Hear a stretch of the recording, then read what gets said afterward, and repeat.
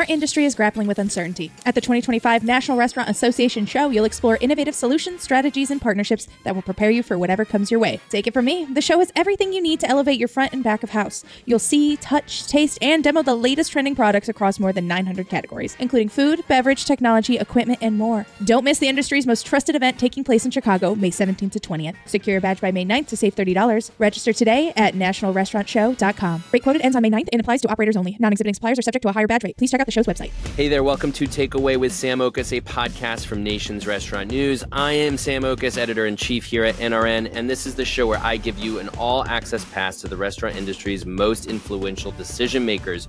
This week, I'm talking with Heather Neary, the CEO of Taco John's, who I sat down with in person at the recent Restaurant Leadership Conference in Phoenix.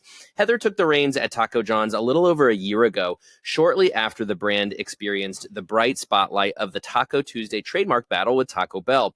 Her strategy at the chain has been to tap into Taco John's roots as a 56-year-old Mexican QSR that has a presence in a lot of small communities across America. And it's been to remind fans who may be nostalgic for the chain why they should fall in love with it all over again. She joined the podcast to talk about how Taco John's plans to capture the attention of young consumers in particular, and why it's pursuing disciplined, responsible growth across the country. In this interview, you will learn more about why you can go a long distance by taking little steps every day, how nostalgia is a powerful marketing tool, and why in volatile, uncertain times, it's helpful to tackle things as a team.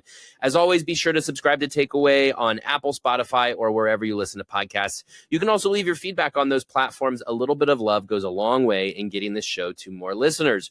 You can also now follow me on TikTok, where I will be sharing special insights from this show, but also other exclusive content, including behind-the-scenes looks at my industry travels and experiences. Go follow me at Takeaway Sam. That's at Takeaway Sam. Jumping now into my interview with Taco John's CEO, Heather Neary. Also, don't forget to stick around after the interview, as I will share my 5 takeaways from this discussion, actionable insights that you can take with you on the go. Okay, I'm sitting down with Heather Neary, the CEO of Taco John's. Heather, thanks for sitting down with me today. Thanks for being here. We're at RLC, which of course, I feel like for me, the time of year, April, is kind of a nice check-in on how things are going for the year, right? Yes. So I'm going to do that for you, turn that on you. For Taco John's, April of 2025, how are things going this year for Taco John's? Things are going forward. So we're constantly talking about 1% better every day. Great January, great March. February was a little rocky with some weather issues. April's starting out nice. We're happy with where we're at in April. It's just about being 1% better every day. I've been here about a year. We've got an incredible team at Taco John's, and we've got a lot of exciting stuff that we're working on to bring the brand back to the greatness that it was when, 1969 we first started. Mm-hmm. It's a 56-year-old brand. It's super exciting to be part of a brand that's got such a great legacy and history behind it, and bringing it back to that greatness that we know it can be. Yeah, so obviously communicating with customers is everything, right? Yeah. Because you have to communicate about that legacy. What's Taco John's marketing message today? What is that promise that you try to show the customers every day? Yeah, so it's nothing really crazy new. It's just that we're talking about it for the first time ever. So we make a lot of our ingredients in-house. We prepare things fresh in the restaurant. Like our competitors and others in the industry aren't doing it. We're doing it in our restaurants. We just don't tell anybody about it. So we're just talking about that quality message, talking about that guest service message, things that we've already been doing, things that we're known for. We're just really amplifying that to customers that haven't visited us. And we're doing it in the way, like, from a digital marketing perspective, we haven't had digital marketing presence hardly at all. Mm-hmm. We've got a great new CMO in role who's actually here at this event, and he's doing a lot of really exciting things around making sure the right customers are seeing our messages and making sure that the right customers are engaging with us. We've got a great core audience that are generally Gen X and beyond. Myself being a Gen Xer too, I can claim that. But we haven't done a lot of work around attracting a younger audience. So one of our key initiatives for this year is finding younger audiences to come enjoy us. We talked to a lot of folks that are Gen Xers who were like, oh, when I was in high school, you were the place to go. Well, why can't we go back to being that? Like, why can't we be the place for people that are younger now? And so we've got a great social media team. We've got a lot of great digital marketing. We've made a lot of tweaks to our app. We're actually updating our app, which should be rolling out any day now. We updated our website. We're doing a lot of things to make it easier for customers to engage with us, and also just making sure that we're in the consideration set with our younger consumers. Yeah, there's so much opportunity in this regard, right? Because of the technology alone. Right. it overwhelms me, and I'm in the media business, and even social media, it overwhelms me how much you can do. How do you really hone the message, especially on social media, so that you're authentically telling the Taco John story? I think it's just being true to who we are. We've got some key messaging points that we're sticking to, and we're just continuing to talk about those things over and over again. We also love that a lot of our younger guests who are engaging with us are creating their own content. So like let's applaud that. Let's amplify that with our social media channels, and just making sure that we're present in the right spaces, whether it's TikTok or Instagram or Reddit or the different forums that are out there. Make sure that we're being relevant in the places where guests want to interact with us. Sure. Okay, so potato olays. Oh my gosh. So I had a Taco Literally John's the best growing ever. up, and Where did you grow up? Athens, Ohio. Okay. I think it's still there. Probably. And when I was there, they told me it's the furthest east Taco John's in the whole country. Not anymore, but yes. Okay, yes, at the time.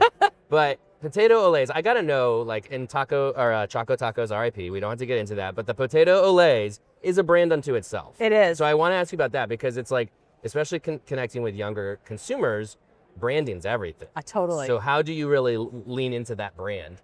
Just talking about it, right? I mean, again, if you know Taco John's from your childhood, whether you're a millennial or a Gen X or whatever, you know potato olays. Yeah. We have not done a great job of talking about potato olays to our younger guests. Once they hear about them and see them, they love them. The popability, the dipability, there's a lot of fun components to that we just haven't talked about in a long time. And it's not like we're reinventing the wheel. We're just talking about what we've always done and how we've always done it. And those little nuggets of golden deliciousness are just like the best thing ever. Ice level, whatever it was. It was like, I could just like keep going. Yeah, I could just keep eating those nonstop. Me too. Oh, and I do way too much. I was gonna say, dip them in sour cream, dip them in cheese, dip them in both together, dip them in salsa and cheese and sour cream. Next time I'm going home, trying all those things. Okay, you mentioned fresh preparing ingredients. Yes. One thing I think must be a great opportunity for Taco John's is value messaging. Yeah. Tell me about that, especially today. Obviously, the economy is really volatile right now. We know consumer sentiment's off a cliff. Tends to be in a time like this when people are pulling back on discretionary income. You know, your value messaging is so key to kind of getting their attention. So how do you lean into that value message, particularly as a brand that does fresh prepare ingredients? Yeah, so I think for us, it's about, again, customizing the message for who we're talking to. So a lot of our value messaging is coming through our digital platforms and coming through our app, and it's available via the app. So we're trying to make sure consumers are engaging with us in ways that make sense for everybody involved. So we're pushing value meals different times of the day. We still do Taco Tuesday. I know there's a big debate there. I wasn't there when it happened. Sure. But Taco Tuesday is still something we're really known for. And it's a great way in the middle of the week, you're busy with your kids. What a great way to enjoy a quick dinner that's affordable for your family. Yeah. I also think the other side of that coin is that value means different things to different people. And value can be a really high quality prepared meal that is also at a price that makes sense for your family. And I think we can deliver a high quality meal at a price point that is still approachable for families. Sure. You are fairly new to Taco John's. I am. But you have an extensive career in food service. Way too long. I did the numbers yesterday. It's really long. It's a good thing. You could have been in another industry. So to be fair, you picked a good one. So you were with Auntie Anne's. I was. You were with KBP, the franchisee for Taco Bell. Here you are at Taco John's. I'm curious about leadership, because you've had a leadership opportunity at other companies. What do you bring with you as a leader into Taco John's, and how did you want to change culture as part of that? Yeah, I think for me, I'm just me. Like, I can't help but being like, I'm so transparent. It's probably sometimes not a great thing. I think for me, it's just talking about what I believe in and what I think is important to me. And that's, I talk about the 5 C's all the time. It's consistency, it's collaboration, it's communication, it's culture, and it's kindness. And it's, I want to be treated how I want people to treat me how I treat other people. So it's kind of this reciprocal relationship. It's recognizing the hard work of our team members, recognizing the hard work of our crew members, thanking our franchisees for the work that they're putting in, and getting their input into what we're doing is how we develop a brand that we're all excited about and that we're all really proud to be part of. How, especially in a time of volatility, as I mentioned, right now. It's volatile. What are you talking about? It's so volatile. chill. Oh no. It's a nice, easy little Yeah, you say that if you didn't look at your 401k recently, but in a time like this, as a leader, you have to be firm, right? You have to be strong for your people. I'm curious about your team and how you've been able to provide leadership at a time when we don't know what's going to happen this year. Yeah, it's a great question. I think for me, it's about, again, the transparency and being genuine. And hey guys, this is a rough time. Let's figure out what we can do to regroup here. Let's look at sales. Let's figure out where we got pockets of challenges and what can we do to go and do like a little mini task force in those challenges. What can we do to push ourselves to be 1% harder every day? How can we all work smarter and harder and more aggressively? And, I think when your team believes in the strategy and when the team believes in the mission and when you're all marching forward together, you can make a lot of that stuff happen, even in times of volatility and uncertainty, which uncertainty is the name of the game right now, right? Sure. Okay, in that time that you've been with Taco John's, I'm sure you've come up with a plan for the direction you want to steer this. Give us a glimpse of that plan for Taco John's. What do you think is the direction for it in the coming years? Oh, I have such bold plans. Yeah. I'm not going to share with you all my plans. Okay, Sam. just a taste. But, we'll follow up in a year or two. Again, we started in 1969. Our founding story is incredible. It was two gentlemen, Wyoming, Cowtown, Frontierville. I mean, super, super rustic. Really incredible story of how they started the brand and how they grew it in these small towns across the upper Midwest.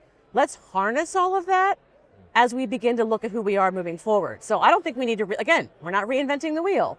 We're not starting over from scratch. We're taking what's already really great about us and all the equity we have in our brand and just amplifying it more. I think the brand has a ton of runway in front of it in terms of same-store sales comps and unit growth. And I think we've got a great market in the upper Midwest. We also have a lot of white space to go out from there. So start it up here, and then we can grow one level out, and then one level out again, and then one level out again. We're not going to go do flag planting. We're not going to go, plant a flag in, Timbuktu. Yeah. But we are going to continue to grow in the markets that we're strong in. We're going to make sure we're growing with the right franchisees. We're going to make sure we're providing with the right support. I think it's all about responsible franchise growth. It's about being really responsible, being really disciplined, being prepared to say no to opportunities that are shiny and special, but maybe aren't the right time for us to be there or there or there.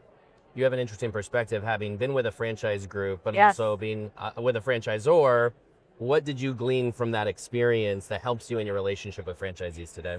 I think franchisees and franchisors have a, healthy, it's important for us to have a healthy tug and pull and back and forth. And I think one of the things that hopefully I bring to the table is that I've been in their shoes and I know what the impact is of another monthly fee or an item that we're launching that's high cost of goods, high complexity, slows down the line. I understand all that stuff. I hopefully am speaking their language. I spent a lot of time over the past 13 months talking to franchisees, not just talking to them on the phone, but going to their restaurants, visiting with them, watching them working in their restaurants. I just think it's really important for our franchisees to be heavily involved in helping us make the right decisions to grow. Doesn't mean we're always going to agree on everything, but I think that collaboration is really important. I think the experience that I bring from my days at Annie Ann's and my days at KBP are helping me set the tone for where we're going in the future. How do you think franchising itself has evolved in the last couple of years? Because I know, especially in the pandemic, I had this theory. I'm like, I think franchising is going to explode because everybody's going to want a solid partner to kind of hang on to. Yeah. Did that happen? Do you think franchising maybe has some momentum now? I think it does. I think, there's a lot of challenges putting themselves in place from a legislative decision-making process that we have to keep working on. That's why we work with the IFA and the National Restaurant Association to make sure that we're advocating on behalf of our franchisees to make sure that legislation gets passed that is helping them run their business better, not creating unnecessary headaches for them. It's important that our lawmakers, elected officials understand when you make this decision, here's what else that happens. That's an education place that's important. I think franchising, especially in the restaurant space, obviously that's where we're in, it's gotten a lot more complex. And I think, it's a lot harder for mom and pop operator to be able to be successful because it is more complex. There is more technology involved. There's a lot more moving pieces that need to be played into. And so we've got a lot of great mom and pop operators in our system that I love and I value what they've done for us. And so it's important for us as we're growing to not forget all those small people that helped us get to where we are, because each of those individual locations plays a role in their community, and each of those locations has helped us grow who we are as a brand. And so we need to constantly be factoring that into our decision-making process. Sure. You mentioned innovation in marketing specifically. Tell me about menu or operational innovation that you think could really drive Taco John's forward. I think for us, a lot of it's just about going back to we're taking a look at some of our operational procedures and things that have changed over the last 5 or 6 years, which franchisees told me about. And I'll say, well, why did we change this? Well, we don't really know. But was it better before? Yes. Okay, well, let's change it back. Let's make that decision. the way I operate is I take as much information in as I can, and I make a decision and we move forward. And that might not be the right decision every time, but we're going to make the decision. We're going to look at what happens, and we're going to pull back and regroup if we need to. But it's better than inaction in most cases. Okay, so let's say you and I redo this interview 5 years from now. Yeah. What do you hope by then you will have accomplished as CEO of Taco John's? So I think we have the potential to significantly grow our overall volume as an organization through both sales at current restaurants and through growth. And so I'd love to see us continue to grow in those spaces. I think we own a special niche in our consumer mindset that we don't want to ever lose sight of. So I'd love to be top of mind for everybody versus sometimes the conversations we have today are like, oh, I love Taco John's. I used to go there all the time when I was in high school. I'm like, I want you to say I love Taco John's and I had lunch there yesterday. Right. Yeah. And so what can we do to make sure that we're remaining relevant to our consumers? How can we keep our menu fresh? How can we keep ourselves relevant in the mindsets of our consumers when there's a lot of noise out there?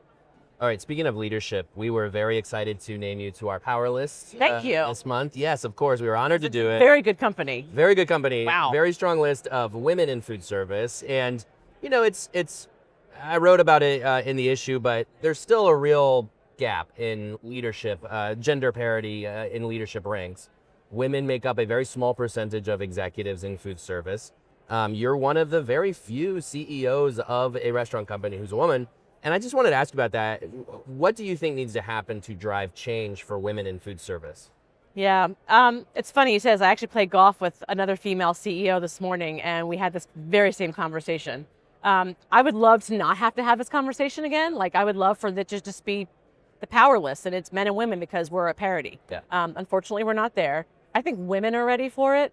I do think in some cases, companies just kind of have a little bit of an old school mindset. We have to constantly force ourselves to not fall into that unconscious bias and to recognize that diversity of thought is good for everybody involved. And so while it's easy, I think it's our subconscious to gravitate towards somebody who looks like us, who sounds like us, who has the same background as us. It's important for us as leaders to surround ourselves with other leaders who are different and who bring different schools of thought.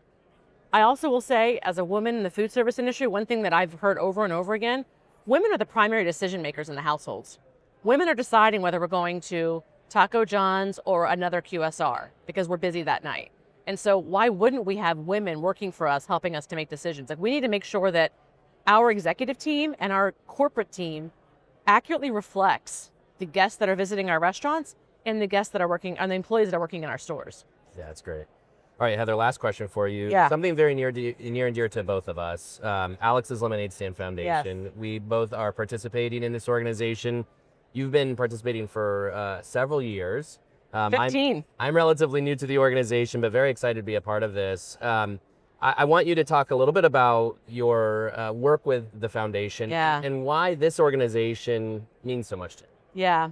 Alex's Lemonade Stand Foundation, for anybody who doesn't know, is an incredible pediatric cancer research foundation started by a little girl named Alex. She was born in 1996, diagnosed with cancer in her first year of life, passed away in 2004. But before she passed away, she had this passion for lemonade stands, and she was going to give the money back to her doctors to help find a cure for other children so that other children wouldn't suffer like she did. Incredibly, incredibly humbling story. I was working for Auntie Anne's. We were doing a charitable audit. Alexis came in and pitched us. I didn't know a whole lot about them besides the lemonade stand, which tied in nicely with Auntie Anne's and our lemonade. But I heard from Liz and Jay, who are Alex's parents, and their passion for what they're doing and their knowledge and their desire to help find a cure once and for all these childhood cancers that are out there really resonated with me. As a mom, as a spouse, as a human being, been involved with them since 2011. And so, I've raised money for them in various ways. Alex has raised money with them through Auntie Anne's. At KBP, we raised money. I personally raised money. I've done 10-mile races in Philadelphia while I was raising money. And I literally was at like mile 8.5 doing the Broad Street run in Philly and ready to throw up, literally. And I ran past Liz, who was cheering us on because we all had these really bright yellow shirts on. And she's cheering us on. And my mind said to me, my mind was like, Heather, you're only running 10 miles. She lost her daughter. If she can lose her daughter and go on, you can finish this stinking race. And so I just think they're great people. They're doing really meaningful work. They're having results. One of the biggest problems with pediatric cancer, and I'm telling you things you probably already know, is that it's one of the lowest funded cancer research funds. I think it's less than 4% of the national budget is going toward pediatric cancers.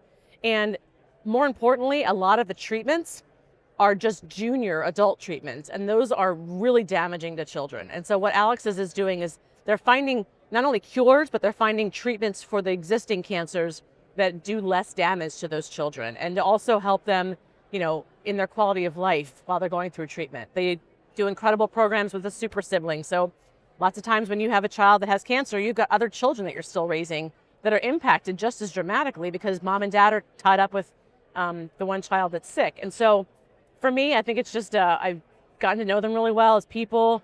I think they're doing amazing work. I love seeing the results that they're showing. I love seeing a lot of the work that they've done, and I'm super passionate about it, if you can't tell. Yeah, no, I love that. Well, and coming back to culture and leadership, why is it good for an organization to participate in any philanthropic endeavor? Because clearly it affects the culture of an organization. Yeah, I joined Taco John's last spring, and last September we did our first Alex's Lemonade Stand event for Taco John's, and we did the Alex's Lemonade Stand Foundation Million Mile Run Bike Walk, and it's during September, which is Pediatric Cancer Awareness Month.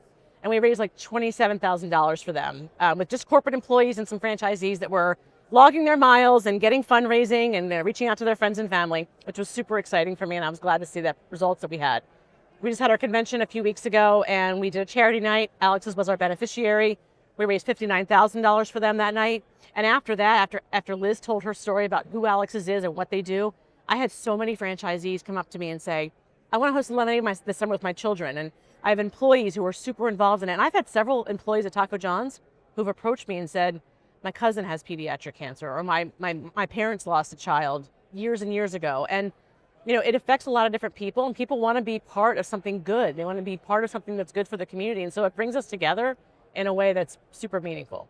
Well, thank you. Whether it's Alex's or somebody else, but Absolutely. And yes, all organizations certainly worth looking at for the sake of benefiting a culture, but that's certainly a good one. So Heather Neary of Taco John's, thank you so much for your time. Thanks, Sam. That was my interview with Taco John's CEO, Heather Neary. So what should you learn from this interview? Here are my 5 takeaways. My first takeaway is that you can go a long distance by taking little steps every day. Heather talked a few times in this interview about this idea of being 1% better every day. If you want to make progress, usually you want to make big changes, have big progress, accomplish big goals, right? Well, in order to do that, it doesn't make sense to try to be 50% better all at once. You have to be 1% better every day for 50 days, and maybe you can get to that 50% goal. Of course, there's a lot of nuance to that, but I do think it's important, again, to focus on taking baby steps as you chase those goals that you may have as a business. You can't do this overnight. You can't snap your fingers and make that goal be accomplished, but you can take those little steps every day, take little bites at the apple, and eventually you've eaten the whole apple. And I think that wisdom from her, I think, was welcomed in this idea of being 1% better every day. My second takeaway is that nostalgia is a powerful marketing tool. Taco John's has been around for 56 years. A lot of you, maybe outside of the trademark battle with Taco Bell, or maybe you grew up with a Taco John's. Maybe a lot of you don't even know who this brand is. I shared the story of how I grew up with one in my hometown, and so I went there a lot, especially as a high schooler for Taco Tuesday. And now I don't have one near me. So the point is that I have nostalgia for the brand. And if I had one near me, that would probably drive me into the restaurants. But Heather and Taco John's, this is their goal and their challenge, which is to get people like me who have Taco John's as this nostalgic experience from our past to give it another try, to fall in love with it all over again, to increase our frequency, revisit it, and see what we're missing. Because nostalgia in all facets of our lives has dominated. We fall in love with 80s music. We, go back and listen to records instead of doing it a Spotify or whatever it might be.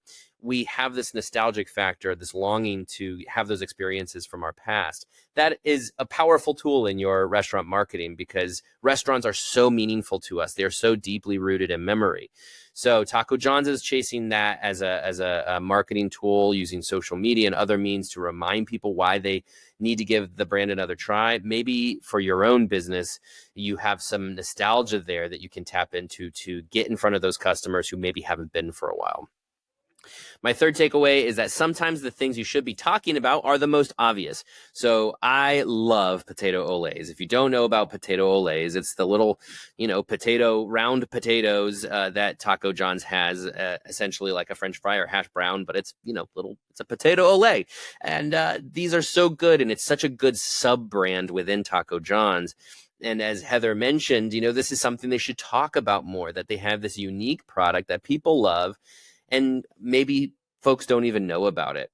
Recognize what on your menu, in your restaurant, part of your experience is maybe just an obvious thing that people love it, but maybe you should be talking about it more, because you might, again, be reminding those people who've been missing out, who aren't familiar with it, or who are nostalgic for it, why they should come back and give it another try.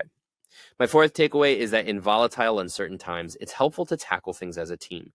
At RLC, where I spoke with Heather, the word of the week, the word of the year has certainly been uncertainty.